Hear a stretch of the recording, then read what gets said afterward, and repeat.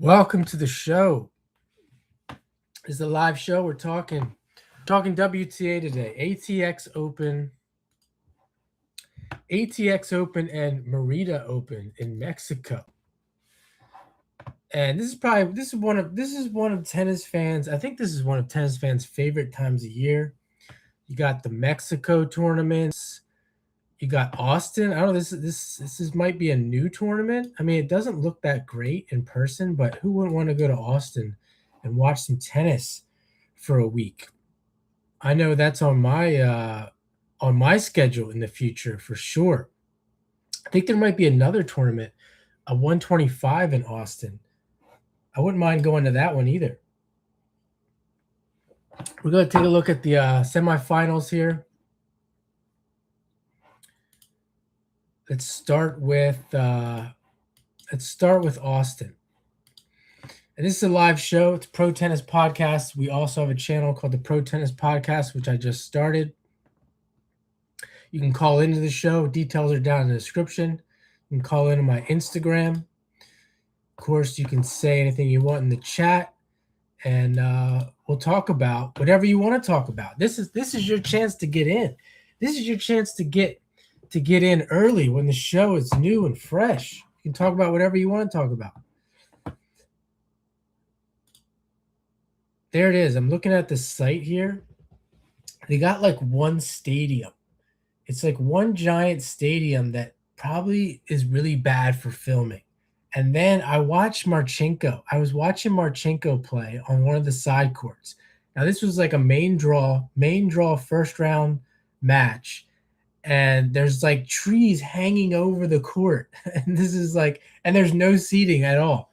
And this is something that they're going to have to improve. I mean, for a 250, it's pretty bad. And like I said, the stadium court, if you have to pay for those seats, if they're reserved, I don't know if they're reserved or not, but for getting up close, it's not on that main stadium. It's not ideal. So let's go right to the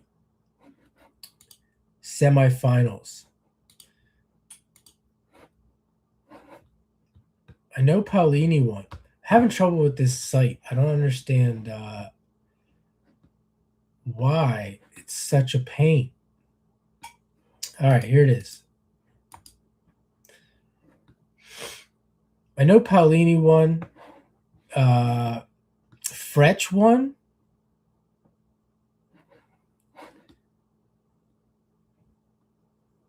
Let's just bring up the draw. Apologize for the delay. It's not my fault. It's this website. It's always the website. It's always their fault. It's always their fault. It's never Fedassi's fault. All right, here we go. Kruger, Townsend, Stearns, and Birrell. So Frech is the other tournament. Let's go to the quarterfinals here. Yeah. Birrell, Stearns, and Kruger and Townsend today. Prize money, $12,000. That's it. $12,000. $12,000. So much to talk about when it comes to prize money and what professional tennis really is and what people think it is. I got Townsend. I got Birrell on the channel. I'll link that down in the description. I got them up close and personal if you want to see them court level. Townsend, as I said before, is a freak. She's amazing. Absolutely amazing. Not talked about enough, Taylor Townsend, and how good she is at tennis, how skilled she is. Because really when it comes to tennis fame and just in general, everyone's about winning. It's always about winning. Who won? Did you win? Who cares?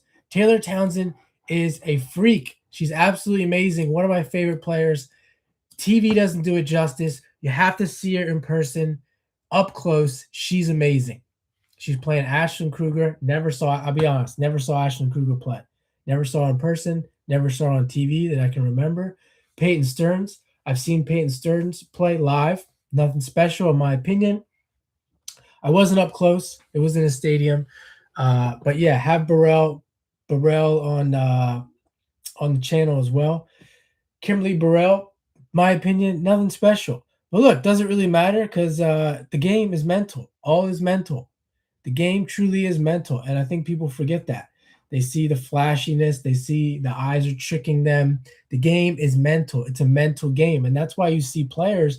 You have players like Birrell, and you think nothing special, and she's here in the semifinals of a WTA 250. And let's go back a little bit here. By the way, though, she's been playing forever. This is another formula for success in tennis that I don't think isn't talked about enough. And it's not that they need to play since they're 3 years old. It's that they're playing on the circuit since they were like 14, 15, 16. And they're sticking with it year in and year out. They have the money to do so. That's what creates long-term success.